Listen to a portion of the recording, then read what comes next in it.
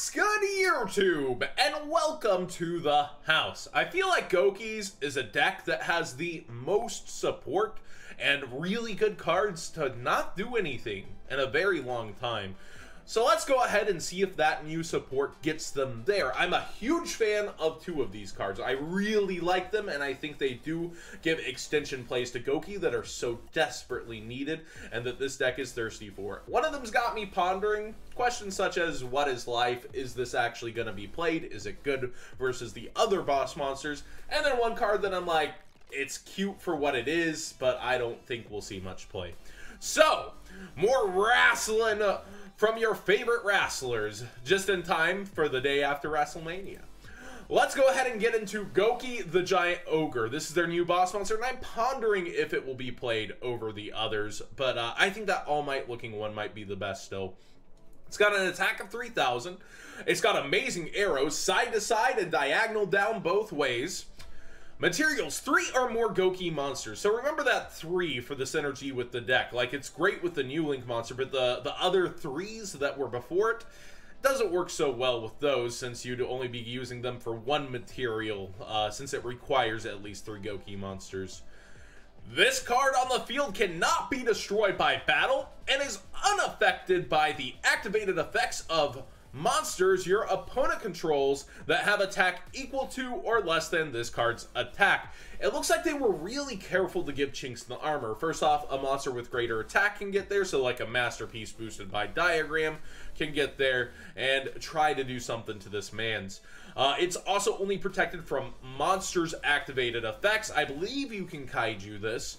I also believe that you can just use any Field Wipe, Regeki, Dark Hole, non-targeting stuff to take care of him. The second effect adds a little more armor though. This man's ain't done powering up yet and will protect monsters he points to.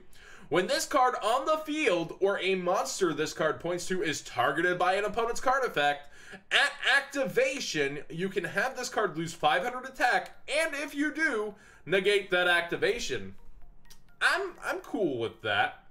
It's pretty cool, especially since it's unaffected by activated effects of monsters your opponent controls, but at the same time, you don't control a Ghost Ogre you're sending from hand, unfortunately, and that doesn't target.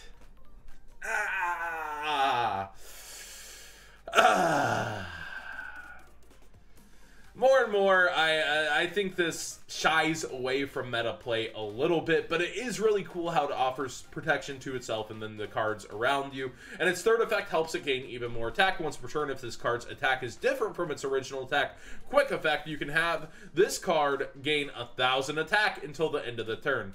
Personally, I feel like there's better boss monsters already for Goukis. We'll get into that in a second, but it's still not bad. It's a decent card, but it doesn't give the deck what it needs to move forward. It doesn't give it transitioning. It doesn't really give it an advantage unless you're getting the advantage off monsters sent for Link summoning. I don't think this is what they needed personally, but I'm not the biggest Goukis expert. Let me know how you feel about this. Is this your boss monster of choice, or is it All Might here?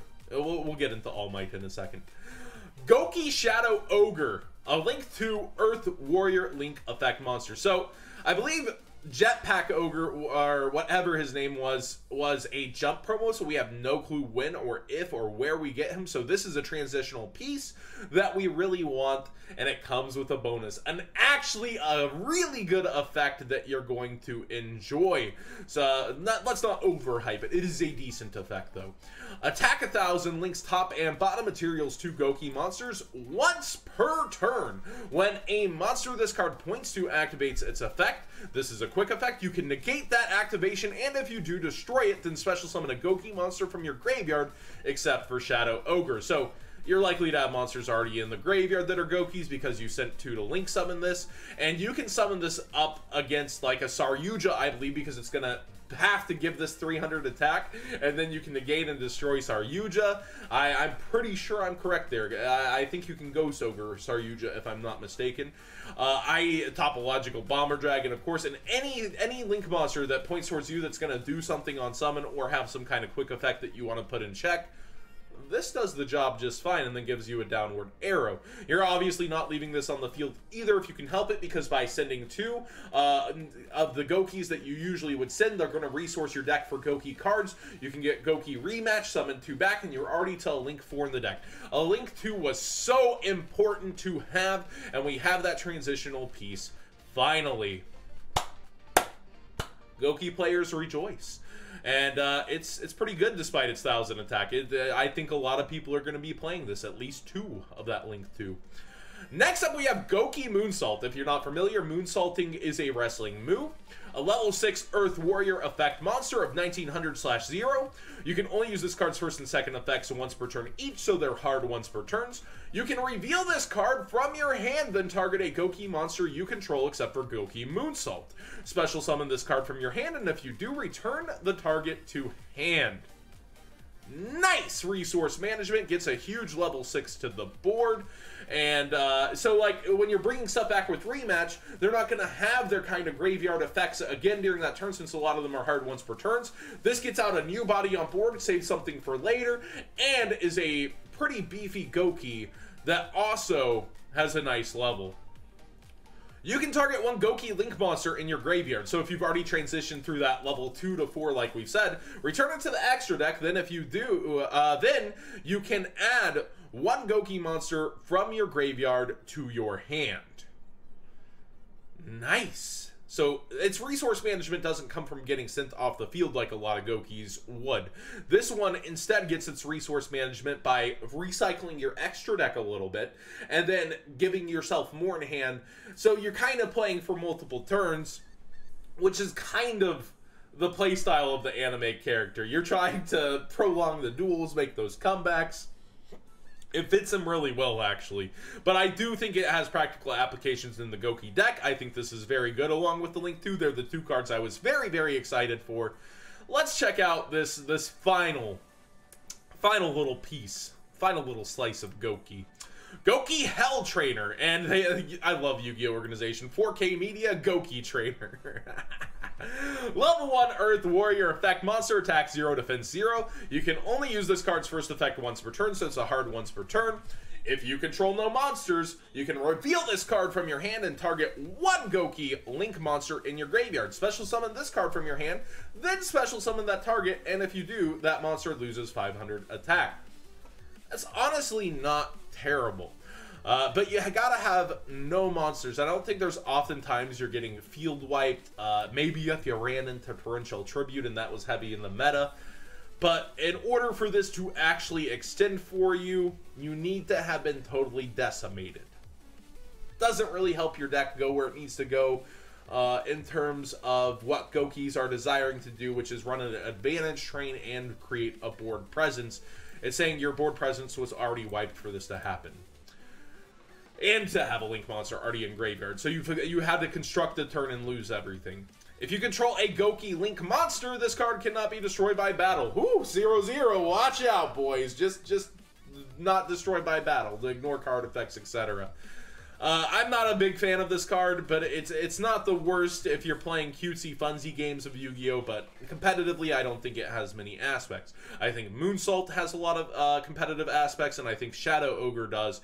And let's review Giant Ogre versus that card I'm calling All Might here.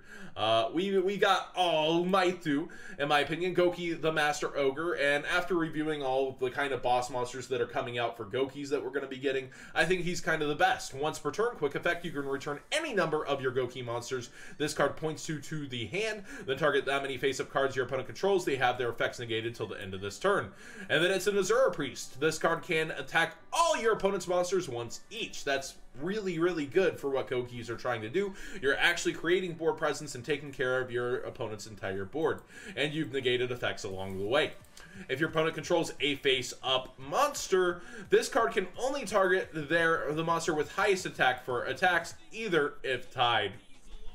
I think it's pretty good overall, but the new one does offer more attack by 200, which is somewhat important as this is 2800 for that Link 4, but this also only needs 2+ Goukis monsters, meaning you can transition up through the 3s, such as this one that will allow you to have an additional normal summon, synergizing with the deck just a little bit better, in my opinion, because Thunder Ogre, during the main phase, the turn player can basically normal summon one monster from their hand to their zone this card points to, in addition to their normal summon or set.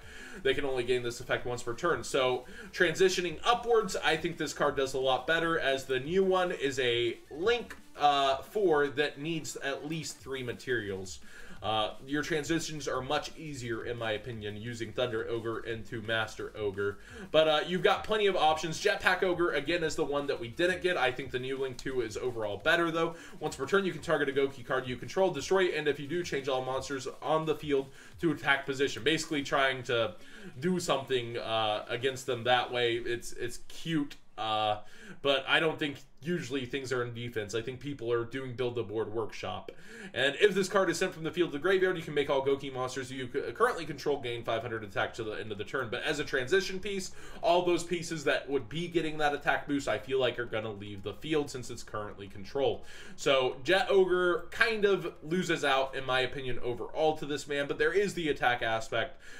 You do have a decent-sized extra deck, so it's up to you how to craft that. But in my opinion, I think Goukis Shadow Ogre here is the much better card overall. But what do you guys think about Goukis, and does this boost their viability? If you think it does, I'd be picking up the cards now rather than later. You never know, they could be in the Mega Tins, of course. They're prime candidates since they are cards from the show that are popular, but you would think, you know, that they would probably try to skip these. I'm not really sure. We can never tell what Konami's going to do. Oh my god, I did the same mess